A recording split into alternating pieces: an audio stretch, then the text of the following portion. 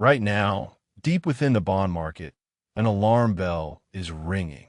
It's not a loud siren, but a quiet, mathematical anomaly that has preceded every single U.S. recession for the last half-century.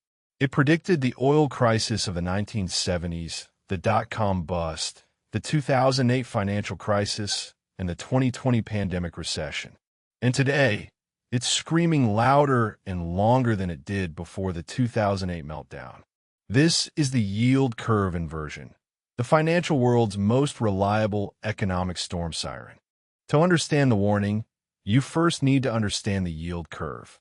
It's simply a line on a graph that plots the interest rates of U.S. Treasury bonds across different time periods, from 1 month to 30 years. Normally, the line slopes upward. Why? Because lending money for longer carries more risk. Inflation might spike, or the borrower's situation might change. So, investors demand higher yields, interest for longer-term loans. A 10-year bond should always pay more than a 2-year bond. This is the normal, healthy shape of the curve. An inversion flips this logic on its head. It occurs when short-term interest rates rise above long-term rates. For example, when a yield on a 2-year Treasury note exceeds the yield on a 10-year Treasury note. This is unnatural. It means bond investors are so pessimistic about the near-term future that they are willing to accept lower returns for locking their money away for a decade. They are betting that economic growth will slow so dramatically that interest rates will be much lower in the future. The curve inverts. The track record is chillingly precise.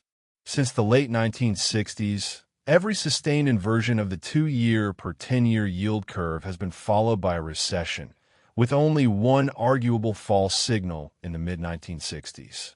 It warned of the 1973-75 recession, the double-dip recessions of the early 1980s, the 1990-91 recession, the 2001 dot-com bust, the 2008 global financial crisis, and the 2020 COVID recession. The average lead time? About 18 months. No economist, no forecasting model has a record this consistent over such a long period. The economic logic is powerful. An inverted yield curve tells us two things.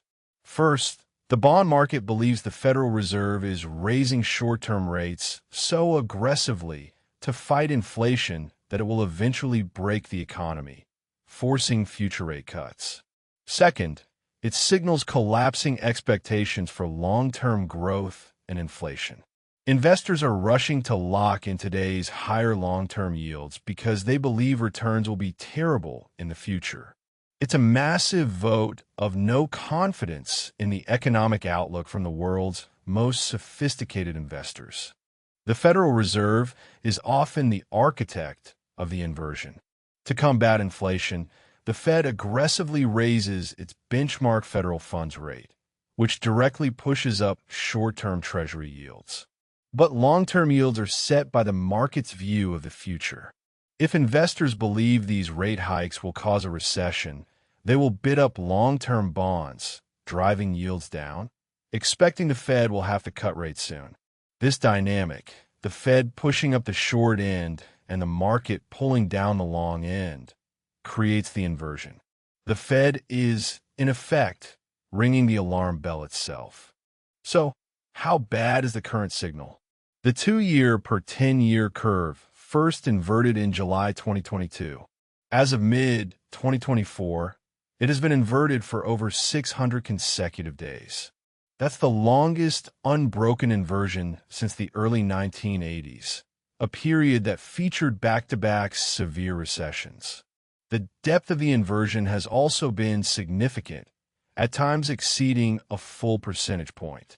By both duration and depth, this is one of the most severe warning signals in modern history, surpassing the pre-2008 inversion in its persistence.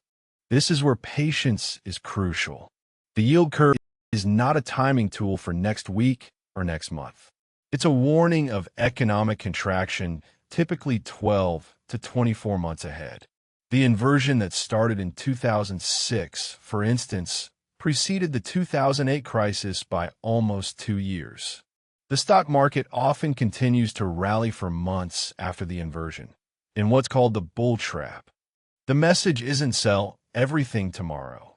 It's the economic fundamentals are deteriorating, and a downturn is highly probable within the next 2 years. The clock is ticking. For investors, this signal demands a strategic shift, not panic. Historically, defensive sectors like utilities, consumer staples, and healthcare have outperformed leading into recessions. High-quality bonds, despite low yields, can provide stability if the market drops. It's a time to reduce exposure to highly cyclical stocks and companies with heavy debt. Crucially, it's a warning to build cash reserves, not just for investing opportunities that a downturn will create, but for personal financial resilience if the job market weakens. Is the yield curve a perfect crystal ball? No.